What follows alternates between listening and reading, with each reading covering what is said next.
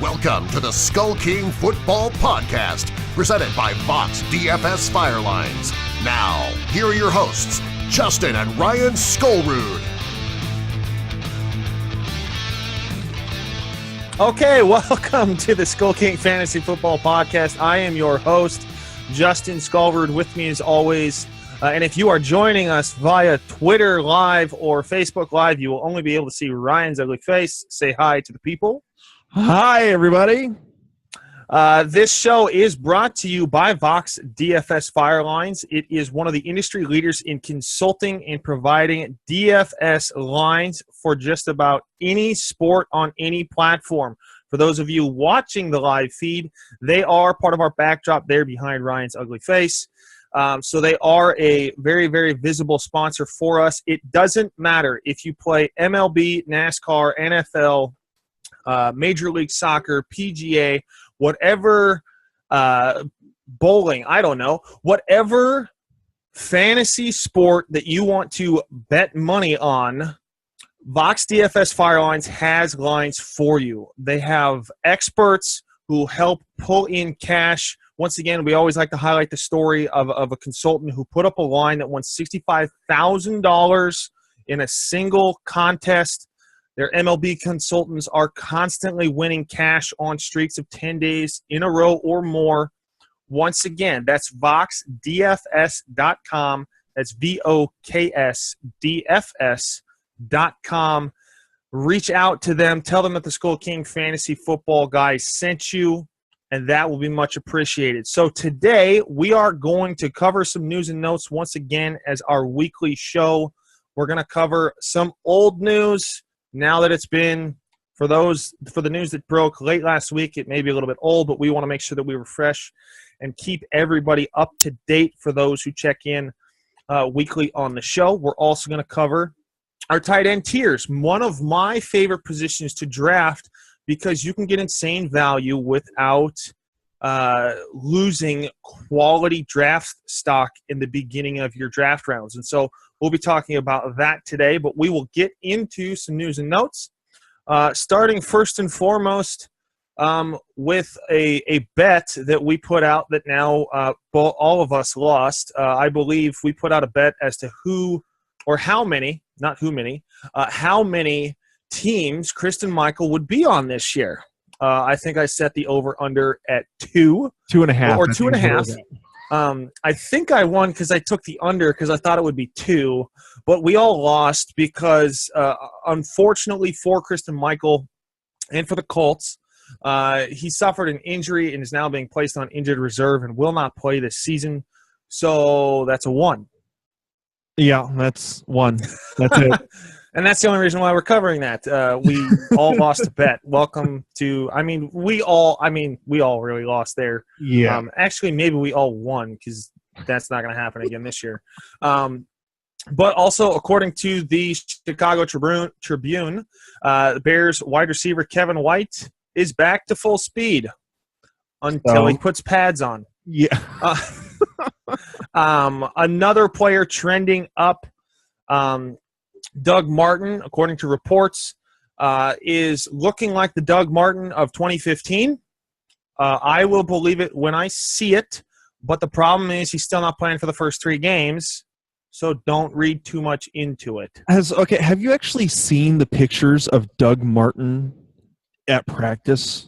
No, I have not. Is he coming off like it looks like a Panthers wide receiver who will remain nameless? No. The picture of him, you look at he's holding the ball and flexing as he runs, and his arms what was it, Greg put it, the way that Greg put it, he almost kind of looks like a how did he put it? It was a like those old He-Man dolls that the muscles were so big the arms would only bend back and forth so much. So, you look at him, his arms are absolutely shredded. They're huge. I just Googled Doug Martin arms, and that's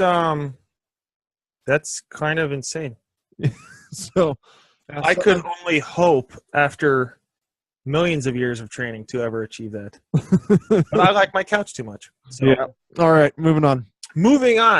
TMZ Sports reports that Michael Floyd has violated terms of his arrest.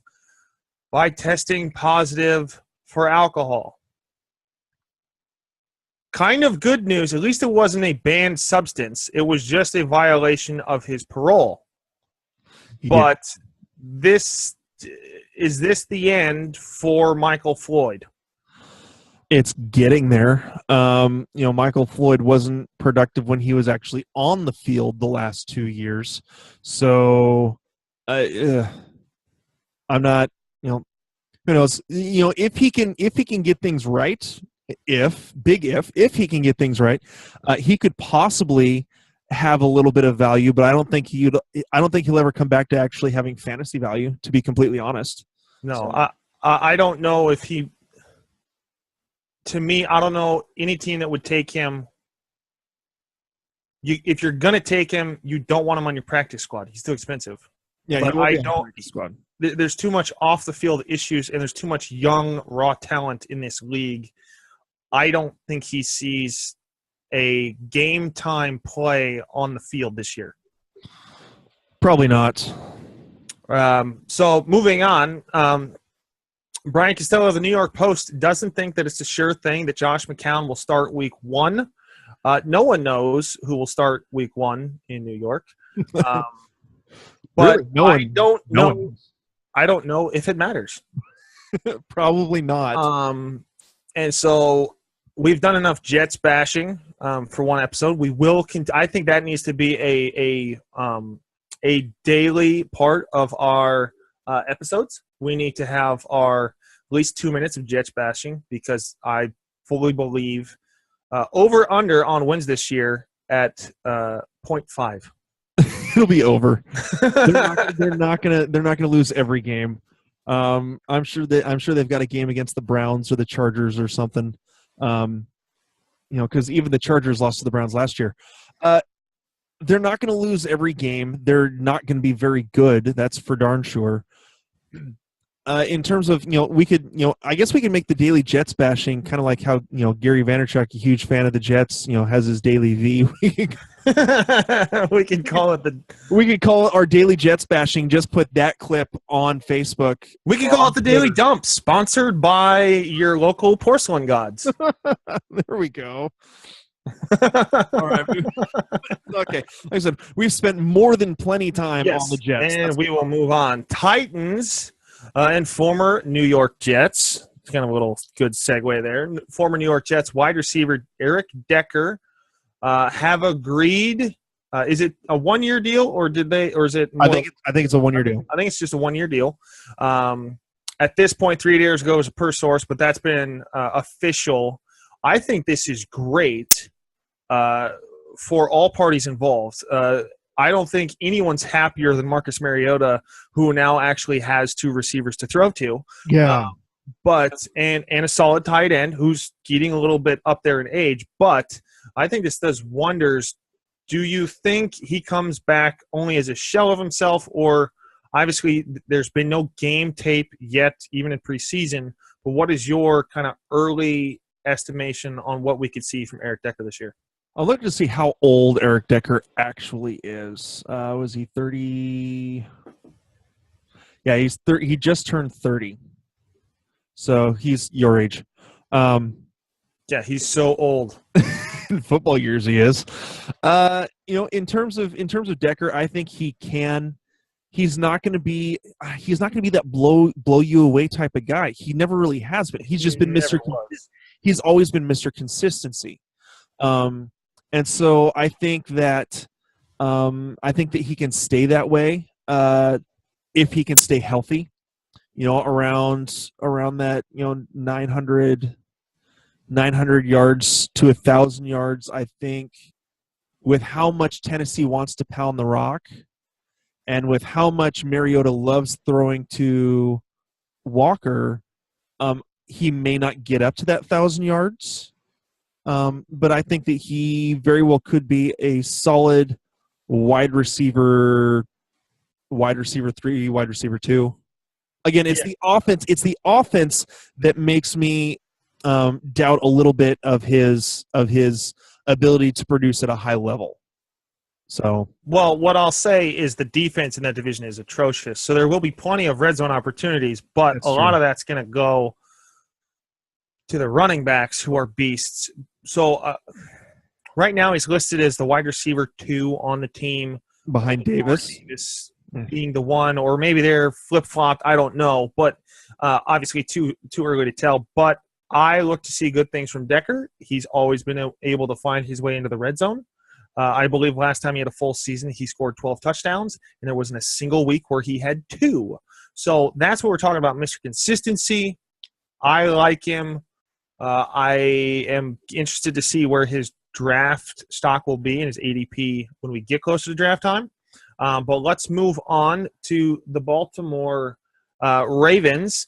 Baltimore Sun's Jeff Zibrick wrote he lost track of how many passes Danny Woodhead caught during camp. Most people do on the season, which is why for a long time Danny Woodhead flew under the radar. He's really only a running back that you want to grab if you're doing PPR. Do you see any value for him outside of PPR leagues?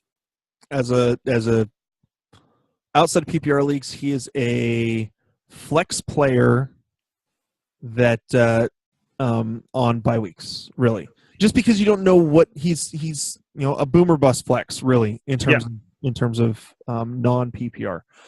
In terms of PPR, the guy's an absolute machine if he can stay healthy. Now, again, he's lost 2 out of the last 3 years to leg injuries. One to was a broken leg in week 1 or 2, 2 years ago in 2014, and then last year was the ACL in week 2. So if he can stay healthy, I think that he really can be a really good thing for Joe Flacco out of the backfield. I don't necessarily see 80 catches out of him. I can see 65 if he's healthy all season. I'll take 65 from a running back in a PPR league. So 65 free points.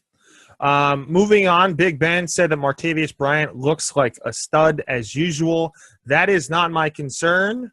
If he can't stay on the field and doesn't deal with his off-the-field issues, there's been no hiccups so far.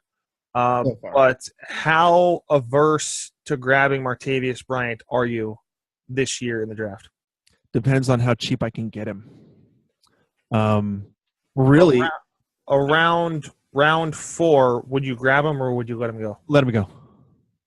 Round 5. Let him go. Round 6, and you have 2 running backs, 1 receiver, and your tight end. Would he be your 2? No. Okay. I don't know where I was hoping that we would you would have picked him at this point, but are you picking him before round 8? I'd pick him before round 8. So you're looking right around 6-7 area, depending on how your roster. Let me actually pull up. Where is it? I've got. I'm pulling up his ADP right now. So rankings, tool stats. Where is it?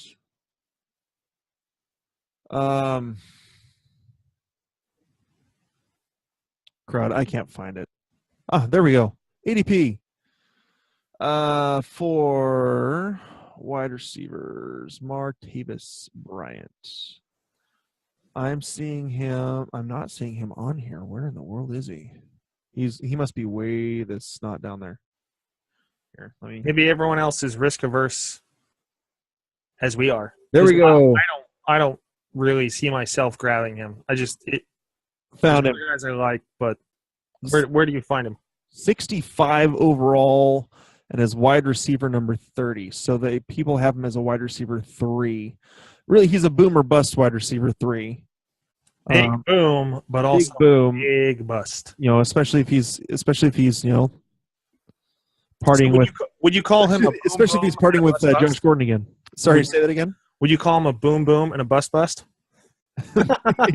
He's a big. Okay, sorry. Dad jokes. Moving on. Moving on. We just lost a watcher because of that stupid. Hey! If they don't like the humor, they can go away. We're live. They haven't downloaded this yet. Minneapolis Star-Tribune had a report that Laquan Treadwell ran exclusively as the number 3 during the offseason program. This does not shock me. Stephon Diggs is the most talented wide receiver on the roster, and Adam Thielen, to me, his work in the latter half of last season secured him as the number 2. So Laquan Treadwell has some work to do, in my opinion. Well, he'll be the wide receiver 3. It's just, and if you look at it, they've got, their running back situation is Dalvin Cook, Latavius Murray, and Jerick McKinnon. So they could throw a little bit more. Bradford actually had, I want to say, his most efficient season he's ever had in his career. Threw for right around 4,000 yards, 4,100, I want to say. And so, Bradford, I think Bradford could use him to throw to. His favorite target is Kyle Rudolph, especially in the red zone. So really, if with Rudolph and then you've got Thielen and Diggs, even if Laquan Treadwell has a great spring, becomes that number 3 wide receiver, I still see him as the 4th receiving option. Yeah. In an offense that I still think wants to run the ball, which is why they went and got Latavius Murray and why they drafted Dalvin Cook. There's a reason why Bradford's nowhere on anybody's draft board. True. It's more game script than anything else. But moving on, reports out of Cleveland are that Browns quarterback Deshaun Kaiser has considerably narrowed the gap to Kessler. Okay. But there was another report last week I've got it right that here. said you read it. It's like he's not ready. No, the Browns quarterback coach David Lee bluntly stated after minicamp that Deshaun Kaiser is not ready to play. Yeah, I will take the word of a coach over the word of some random reporter in Cleveland. It's not a random reporter. It's Mary Kay Cabot, who is basically like the Browns reporter. But still, not in the locker room. Yeah, and again, I go back to the Brock Heward interview that I had when I was talking with Brock about the quarterbacks coming into the draft. Shameless name drop. Shameless name drop. I love it. And really the guy that he was the most down on was Deshaun Kaiser. He saw him as a 3rd round talent that was a project that needed work. He needed to work on his footwork. Yes, he has a cannon of an arm, but we have seen that just because you have a cannon of an arm does not mean you're going to make it in the NFL. Just ask Jamarcus Russell. He's got things that he has to work on in order to be able to go through progressions, have pocket awareness, be able to move around, and be able to make the throws and make them accurately at the NFL level. Throwing for 400 yards against Syracuse isn't the same as trying to take on as even trying to play Baltimore. Or throwing 400 yards against Alabama, cue Deshaun Watson. Yes, so twice. Moving on, Ravens' new wide receiver Jeremy Maclin reveals that he played through a torn groin in 2016. I don't even want to know how he did that, other than probably a lot of cortisone training. Well, here's the deal. I mean, a lot of people brought up, especially with the was it the Richard Sherman talking about having his knee or whatever that was an injury that he was dealing with all year. Someone asked, could the Jets face, or could the Chiefs get in trouble for this? Or Chiefs, sorry, because he didn't reveal anything, or because he was never on an injury report. And if he never told anyone, if he never even told his coaches, well, then they can't put him on the injury report. That's a very tough man, I'll tell you. Torn groin. That's he's got a big pair to be doing that. So. Maybe that's how it tore. That report is not confirmed. All right, so yeah, he says that he played through a torn groin, and it could have been a quote unquote mild tear that he was dealing with. If he can get fully healthy, he could. He's got him and Mike Wallace as really the 2 main receivers. I'm still not sold on Rashad Perriman, and so. With those guys, really, they're speedy deep threats, with Joe Flacco with a cannon of an arm throwing it down the field. So, yeah, who knows? He could hit 1,000 yards. I'd say 906 TDs. Yeah, and so moving on, the Raiders and Derek Carr are close to finalizing a deal that's expected to pay Derek Carr $25 million per year per league sources. Yep, that's a lot of money. Yes. And contrary to popular belief, when you pay a lot to your quarterback, your team can suffer.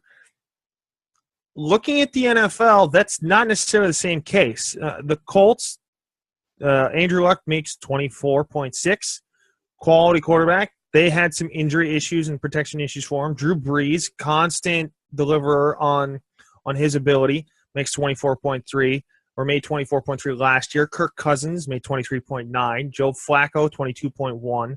Aaron Rodgers, 22. And Russell Wilson's is looking to make 21.9.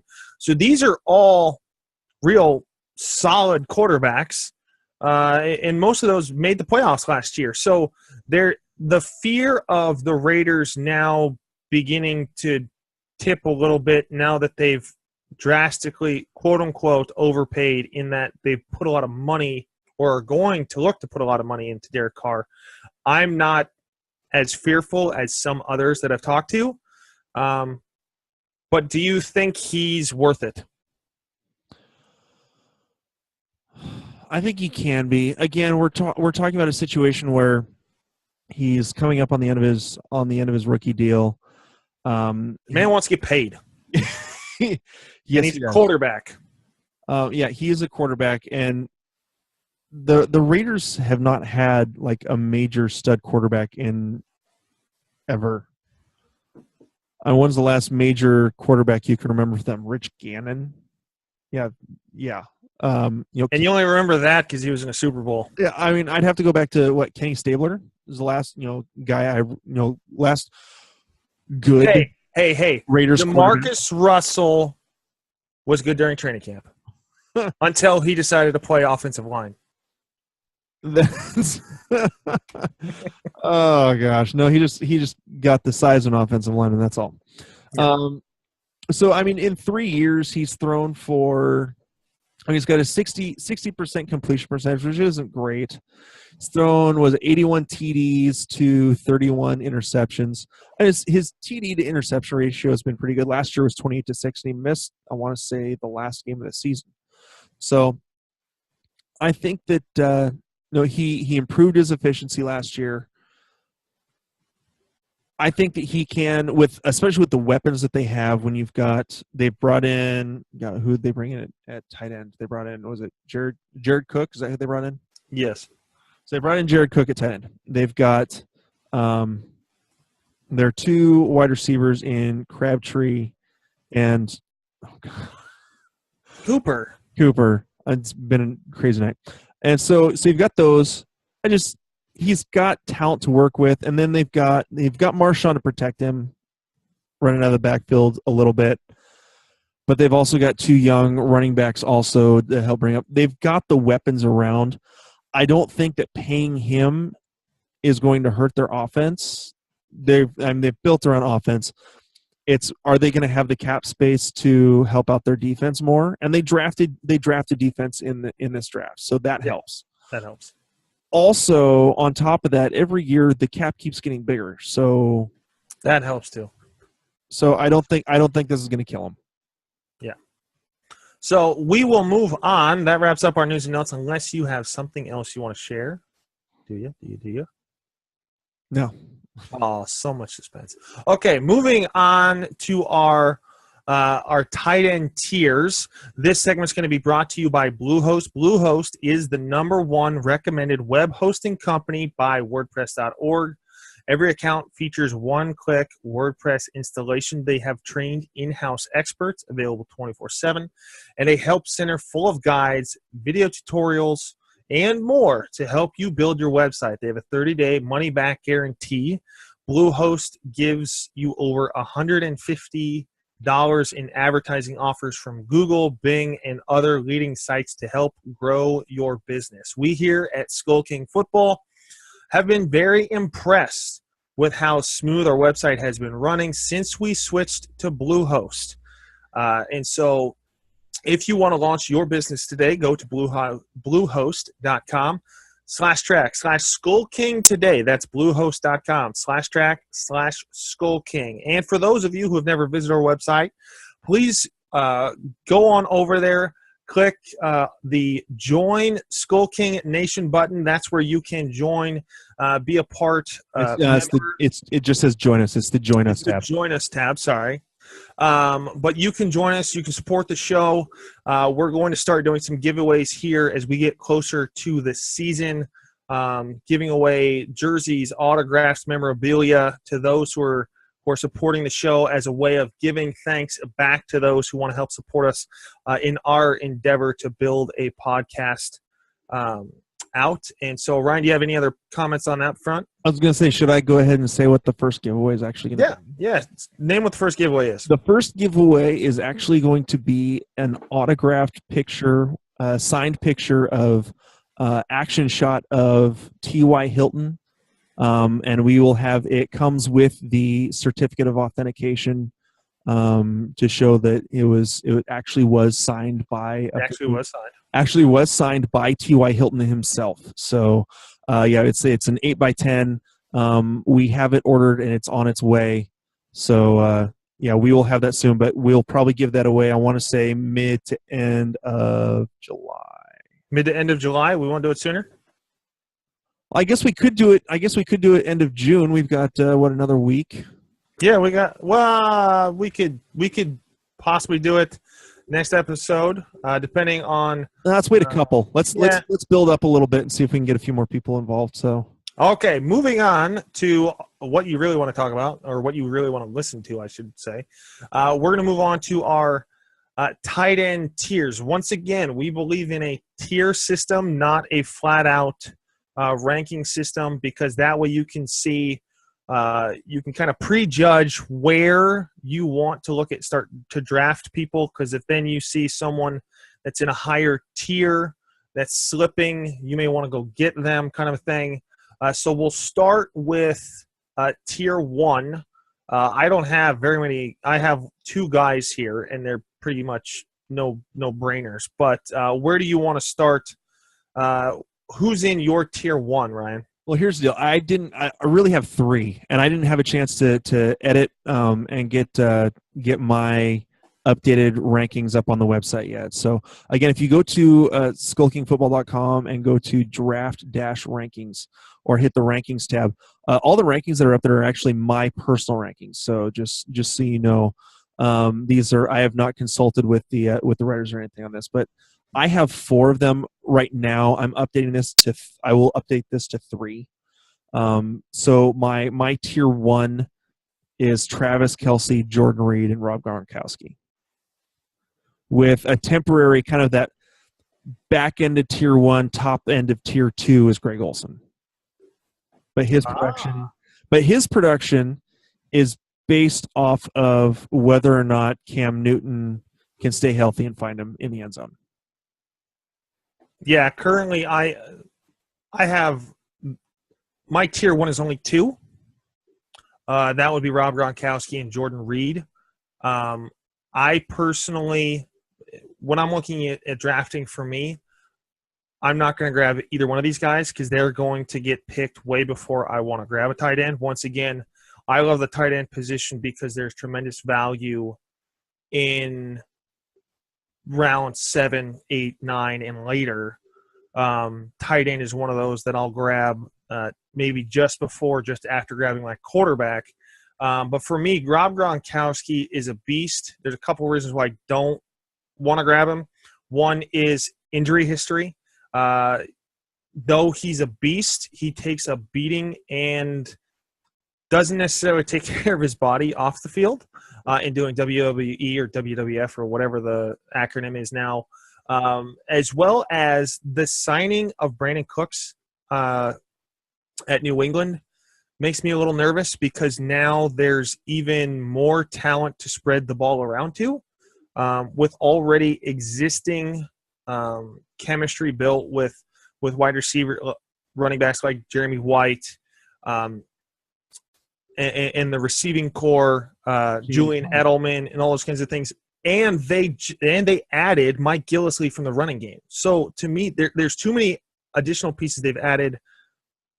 Rob Gronkowski is still the number one tight end in terms of where he's going to get drafted, but I'm not going to grab him. Jordan Reed, once again, has some injury issues.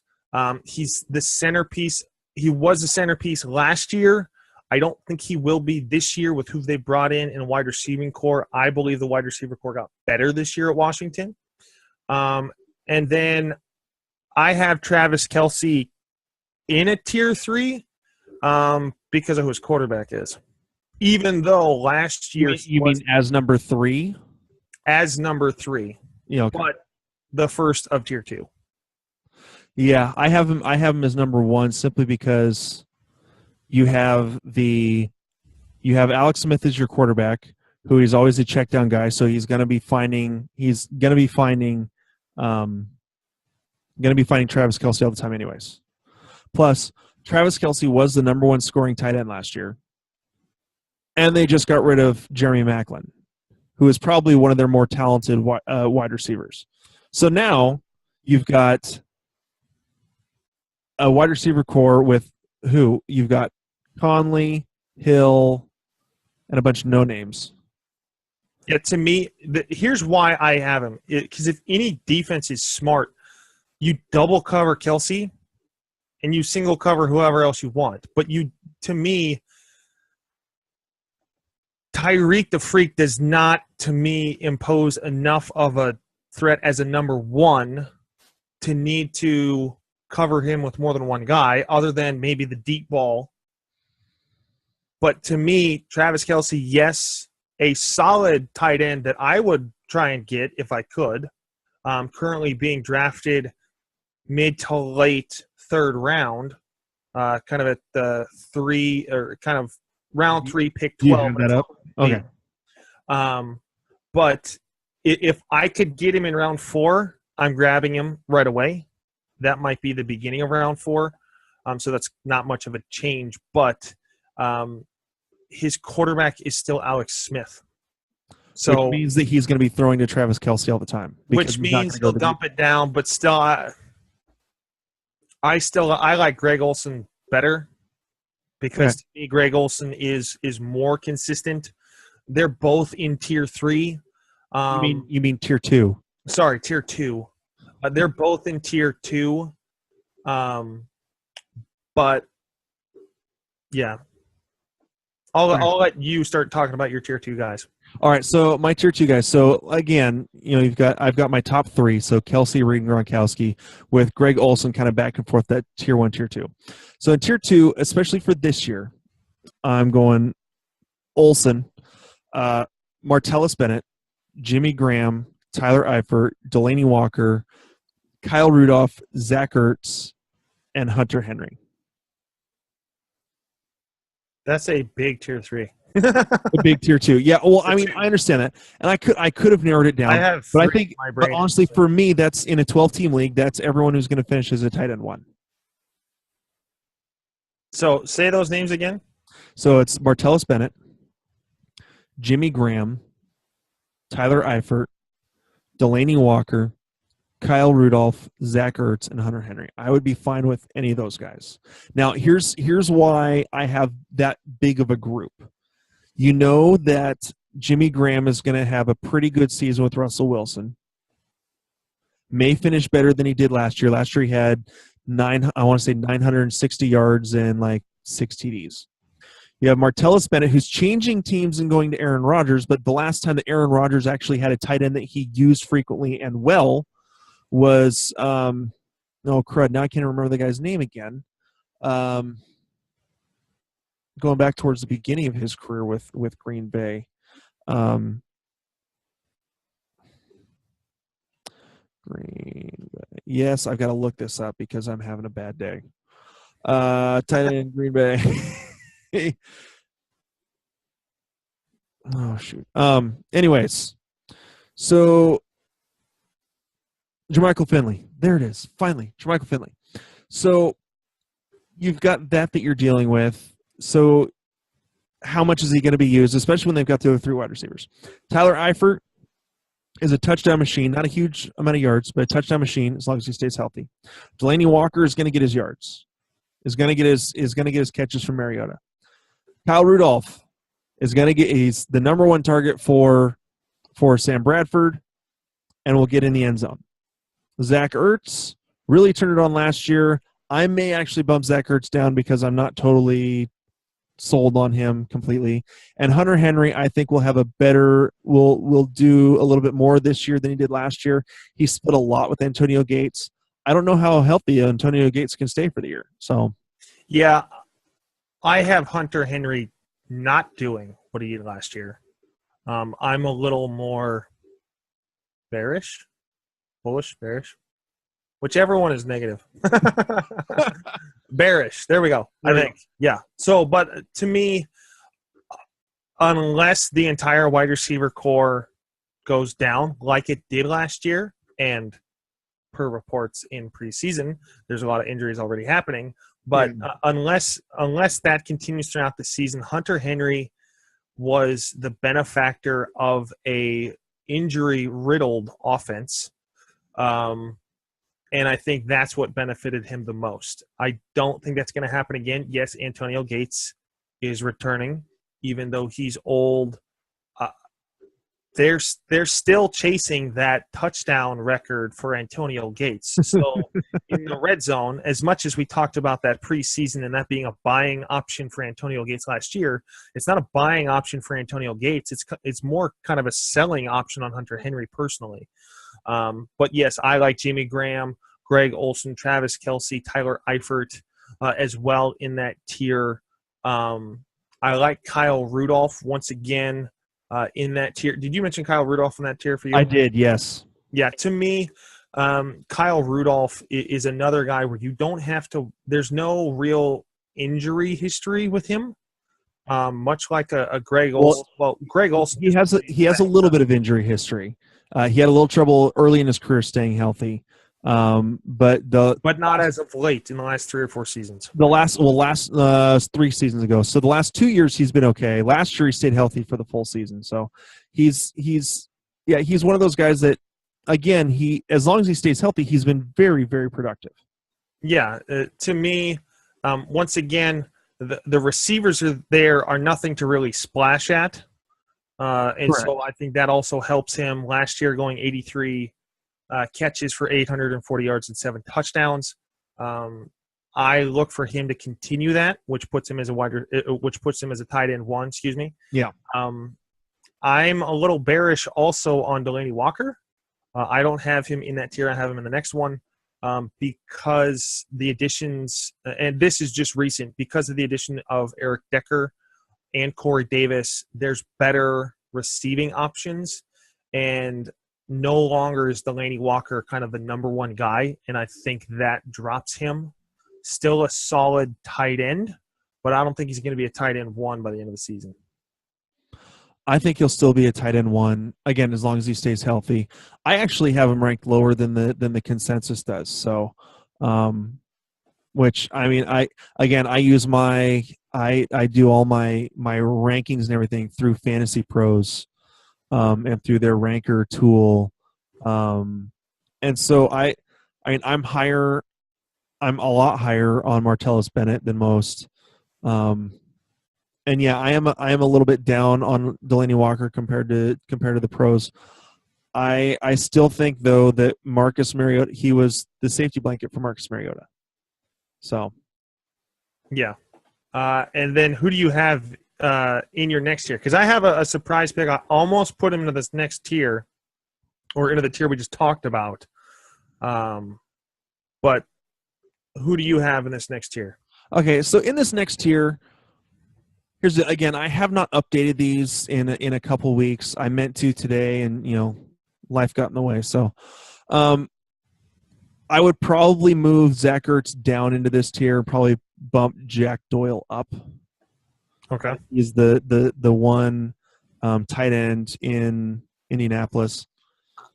I have basically everyone else behind this is a tight end too, because when you're looking at tight ends, you want a tight end one who can get the job done week in, week out, or you want to stream tight ends and get whoever you can to have a semi-decent week And a good matchup. So basically, that's what this back end is. Cameron Brate can step into that tight end one area. Let me see. Last year, he did not finish as a tight end one. Did he? No, yes, he did. Last year, with the scoring that I have set up on here right now, I think he finishes the tight end 6. So really solid season. He very well could move up, especially if someone above him gets injured. Someone in that top tier gets injured.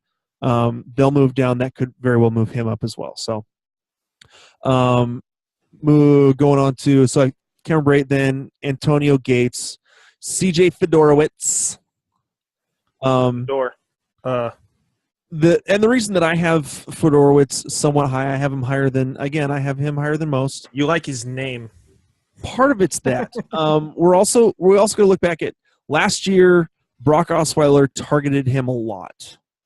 But Osweiler also threw a lot to, was it Ryan Miller? I want to say is there other tight end there? Yeah. And so he couldn't hit anyone downfield. Yeah. He kind of alternated. Alex Smith 2.0. So here's the deal. In the one game that Brock Osweiler did not start last season, I want to say it was like week 14 for him or something like that. Nuke got 17 targets. Fedorowicz out-targeted Ryan Miller, I want to say 7-2. So Savage looked Fedorowicz's way. That's why I have it. So as long as Savage is still the quarterback, which we don't know how long that's going to last, and I really do expect Deshaun Watson to take over that role, I think that Fedorowicz is going to be the more productive tight end there, and could very well be a decent streaming option like he was last season. Yeah, in this area or in this tier, I'm going to start with Coby Fleener. And here's why. Yeah, I'm down on Coby Fleener. Everyone will remember last year's flop and kind of this big hype, because now Coby Fleener, who's a great target, is now playing with Drew Brees, who's a Hall of Fame quarterback. The offense is just going to go insane. The offense did go insane, but we missed who the target was. It was not Coby Fleener. It was Michael Thomas. So now that Cooks is gone, there are tons. There's over 100 targets minimum that are now gone from the team. Everyone is very, very Willie Snead centered on that area and that role. But you got to remember, Drew Brees likes his tight ends. That's a position that he likes. Now that they have a little bit more chemistry, they have another year under their belts. I see Coby Fleener as a borderline 1-2 with high upside. Yeah, I don't see him being worse than last year. I don't think it's possible. Oh, I mean, I could see that. He, in terms of Fleener, he finished with 82 targets, 50 catches for 631 and 3. I think that if you were to take on, say, 20 of those targets from Cooks leaving, he could get up to 65, 805. That's it? I think so. And again, last year could have been last part of what could have really hurt him last year was a chemistry issue because he was coming to a new team, working with a new quarterback. And maybe he was actually expected to block. That very well could have been it too. We know that doesn't happen in the running game in Indianapolis. No one blocks in Indianapolis. I don't know. I think that if he gets 30 to 40 more targets, if he's up in that 120 range, yeah, he could finish around 90 catches. 90 catches, close to 1,000 yards, 6-7 TDs. Put him in that tight end 1 range. Another person that I have in this tier, lower than where you have them, is Martellus Bennett. Yes, he is in a very, very potent offense, but the reason why I am a little bit lower on him than common perception is because Aaron Rodgers is not known really to utilize tight ends as a big target on a consistent basis. And he's got Jordy Nelson, Randall Cobb, Devontae Adams. He's got more than enough targets in the wide receiver core. Yes, I believe that Martellus Bennett will do better than Cooks, but I still am not as high on Martellus Bennett as others this year. Yeah, I mean, if you go back and look when Jermichael Finley was actually healthy, which he had a few injury issues, 767 and 8, 667 and 2, receptions. Yeah, he was right around that 50 to 60 mark. I think it's more of a red zone thing is what's going to be for Martellus. But again, Aaron Rodgers has never had a tight end this big. This big, this talented, really. Yeah. And Martellus Bennett is extremely talented. He just, tended to not show up after the month of October when he was playing in Chicago. So, yeah, when it got ironically cold. When it started getting cold. Which is what it will be. In Green Bay. In Green Bay, which is what it was last year in New England. The other piece, the one advantage that I will say that Martellus Bennett has is outside of Devontae Adams, Jordy Nelson and Randall Cobb aren't big people. So in the red zone, Jordy Nelson is. When I think big body, Jordy Nelson. You think real big body? I'm talking like Devontae Adams, like the big body, which I think Devontae Adams. I think Martellus Bennett on that team. I think those two. Obviously, Jordy Nelson is not as small as Randall Cobb. Jordy Nelson's 6'3", 215. Yeah, but what's Devontae Adams? Let me pull it up. Maybe my eyes are deceiving me. Pull it up. Devontae Adams, 6'1", 212. A little bit shorter. A little bit shorter? Really? But about the same weight. So. In pads, is it because Jordy Nelson's the skinny white guy? Yeah, probably. Okay. And Devontae Adams just has bigger arms, so I guess that kind of just from a. Well, I mean, he weighs the same, but he's 2 inches shorter, so maybe that's what it is that way. So. Okay, maybe I'm not as knowledgeable on heights and weights. Sorry. Yeah, make sure to ask me about those. Yeah, I was not that guy in the locker room looking at the scale, mostly because I didn't want to know. But another guy that I like in this tier, and I was tempted to put him a little bit higher, kind of into that next tier up, which could be low end tight end ones, is Jason Witten. Based off of the fact that he is Mr. Consistent, he always hovers around that late or that lower tight end one in 12-team leagues, and he's always there. It's what it is. And in his relationship with the quarterback last year, how the offense ran, it works. He's developed that relationship. Because he's older, that's where I have him brought down a little bit, but they're still utilizing him throughout the offense.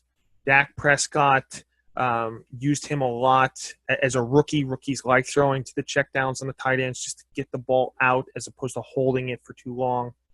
The offense worked very, very well last year. I see Jason Witten very high tight end 2. Would be a great streaming option and would be my kind of preferred streaming option week to week, depending on the matchup. Yeah, he's obviously declined. He's towards the end of his career. Although he did just sign a 4-year deal or a 3-year deal play until, let's see. I was about to say year 3 and year 4, he's going to have a walker and knee braces. Basically to play until he's like 38. Well, he already has knee braces. He's going to have a walker and 2-leg casts. Yeah. And so last year, 95, he still had 95 targets. He's been, he averages, let's see, how many years has he played? Looks like 14 years. Yeah, 14 seasons. And he has 1,500 targets. So he averages over 100 targets a year. I mean, even last year he still had 95, but only 69 receptions for 673 yards. So he's not getting as deep as he used to. He's more of a check down type. Only 3 touchdowns in each of the last 2 years, down from 5 in 2014 and 8 in 2013. So I still see he could possibly still be that range, that 650 to 700 and 3 to 5 touchdowns. The problem is, again, he'll be 35. He'll be a year older. And then they've also got Cole Beasley, who has been one of Dak Prescott's favorite targets, especially in that short yardage area in the slot. He's just another Danny Woodhead, but he's a wide receiver instead of a running back. Yeah. I mean, let me pull up Beasley last year. So Whitman had what did I say, 95 and 60, and Beasley had 98 and 75 for 833 yards and 5 touchdowns. So I think that Beasley will take, because of how productive he's becoming, will take a little bit away from Whitman. And so I think Whitman, would have a good year if he finishes with the exact same stats as last year. Yeah. As we're looking to wrap up here, any tight ends that you like that we have not mentioned so far? Tight ends that I like that we haven't mentioned. That we have not mentioned. Later in your tiers, or someone you think will be a great value late, even though we both draft tight ends way late. I want to say last year I took Antonio Gates with my last pick in the draft. So he was still there. He will probably still be there this year. I would say I'm a little bit higher on David Njoku than a lot. I have him placed five places higher than the expert consensus on draft on Fantasy Pros. But here's the thing: he was drafted to be the tight end. He is the only tight end. They drafted him, and then that night, the night of the first day of the draft, after Njoku was drafted, they let Gary Barnidge know they're releasing him. So David Njoku is the tight end in Cleveland. But no one who knows who the quarterback is. True, but again, who are the wide receivers? The check down will be there for the quarterback. So Kenny Britt, I want to say right now is their number 1, who had kind of an emergence last year playing with with Case Keenum throwing to him in LA. But I don't see, again, we're talking about Cleveland, so again, it's going to be a lot of checkdowns.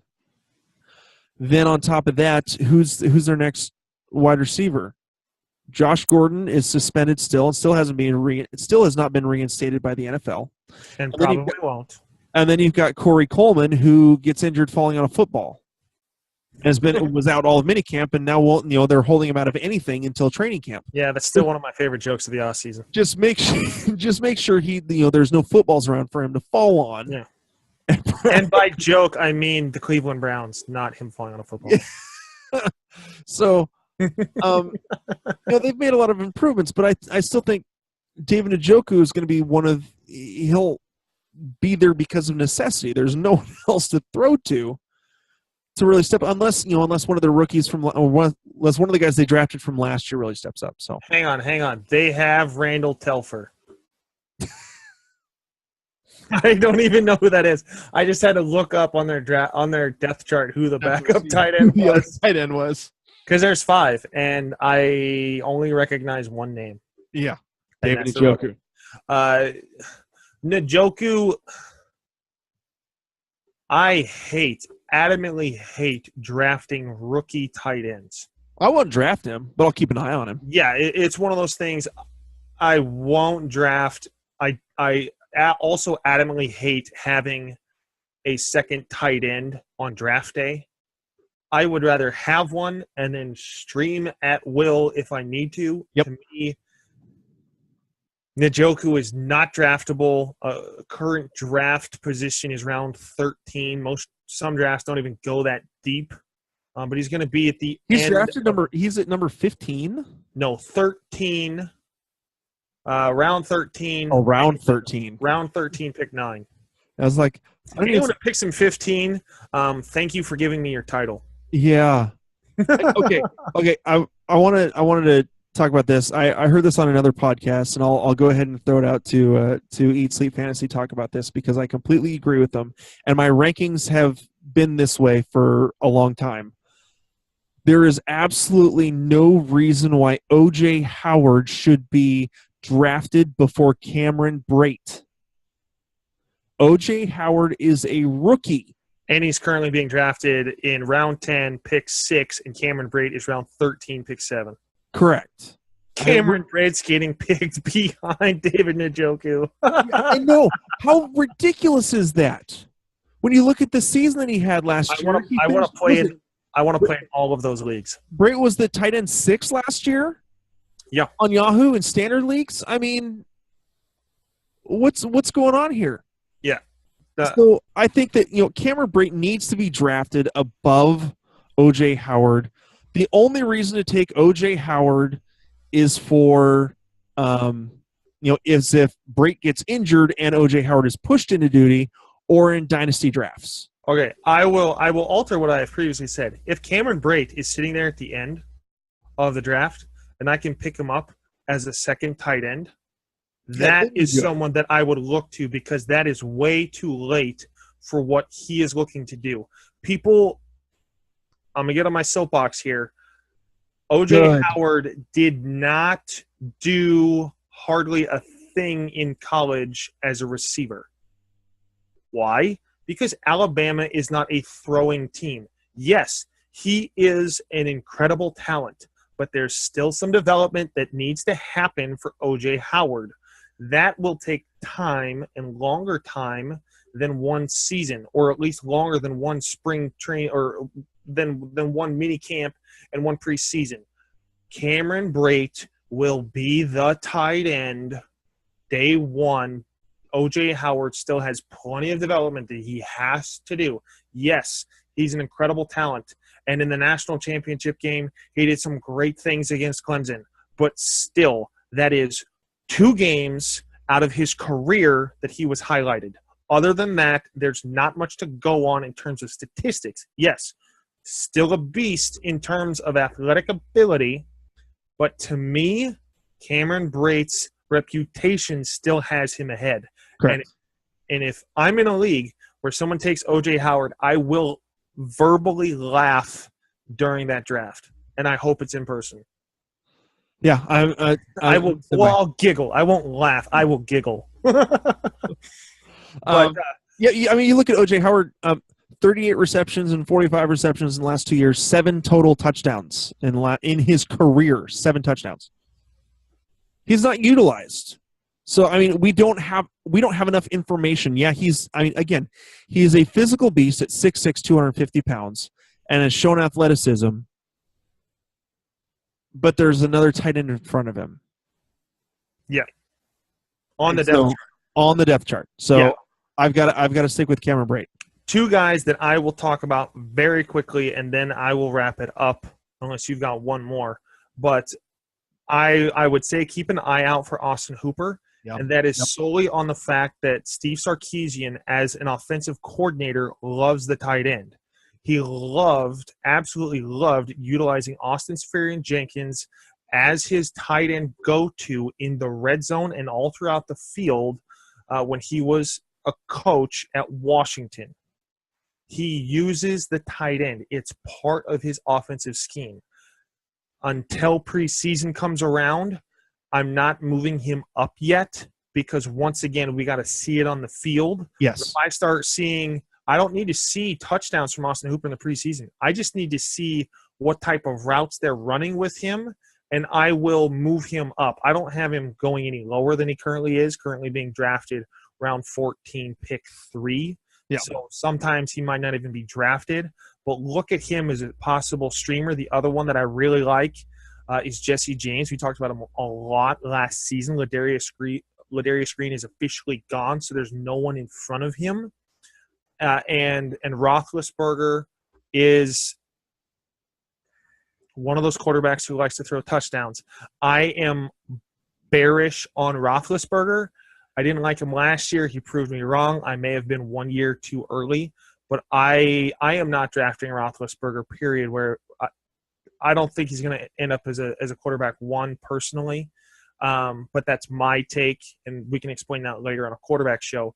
But Jesse James is someone who will be targeted in the red zone as someone who you'll want to look at. Once again, probably not someone you want to put a lot of high draft stock in, or maybe any draft stock, but look for him as a streamer throughout the season. All right, so here's one little thing on Jesse James. Jesse James did finish as the tight end 29 last year. But here on Yahoo, it says Ben Roethlisberger and Jesse James spent a considerable amount of time working on their red zone connection at spring practices. Ben consistently targeted James in the end zone at OTAs and minicamp, and it was 100% by design. And so, it could be, he saw 62 targets total last year. With Ladarius Green officially being gone, it very well could be that he could be moving up. He did have in the postseason, he finished 10 catches for 131 yards. So yeah, and Roethlisberger likes his tight ends. What I'll say is this: he likes them as safety valves, though. Yes, but obviously there are some very, very talented weapons there. Obviously, the number 1 receiver in Brown and the number 1 running back, arguably the number 1 receiver in Brown, and arguably the number 2 running back in the league in Bell, with David Johnson obviously being 1. I think that is clear now. Number 3. Whatever. We'll argue that later. But there's a lot of weapons there. If Bryant, if his off the field issues start to stumble or start to crack or whatever, and there's some off the field issues that cause Bryant to come down a little bit, Jesse James, I think, is the number 1 to kind of start to pick up some momentum there. But keep an eye on that. Obviously, we don't wish ill will of Bryant, but it's one of those things you need to be aware of due to the history that Bryant has. Yep. And so any other last-minute tidbits before we sign off? I don't think so, other than, make sure to go to SkullKingFootball.com, hit the Join Us tab so you can check out what we've got going on Patreon. Make sure to go to our merch page. Yes. To get to check out the Skull Kings hoodies, T-shirts. We have. And if you want to humble brag and use your kids as bragging towards your friends, there are some very, very cute / obnoxious / egotistical T-shirts that you can throw on your kids to brag to your buddies. Especially you ladies. Because we've actually got a T-shirt on there that says "My mommy can beat your daddy in fantasy football." So you got to leave them wanting more. You don't tell them what it says. You go tell them to check it out. But whatever. Go check it out. Go buy it, ladies. Go check it out. Buy a T-shirt. Multiple colors. Go for it. Yeah, we've got. But we'll wrap up. This has been the Skull King Fantasy Football Podcast. Please go check out the website. Go check out the merch. Go check out the Join Us tab to enter to win that autographed piece of memorabilia from T.Y. Hilton. This has, once again, Skull King Fantasy Football Podcast. This is Justin signing off. And I'm Ryan. Guys, go ahead and have a fun week. We'll talk to you later. Goodbye, Facebook. Goodbye, Twitter. Goodbye, podcast. Hey, Skull King Nation. Thank you for listening to the Skull King Football Podcast. Did you like this episode? If so, be sure to go to iTunes, Stitcher, Google Play, and YouTube to subscribe. Also, please leave us a rating and reviews to let us know how we can better help you rule your leagues.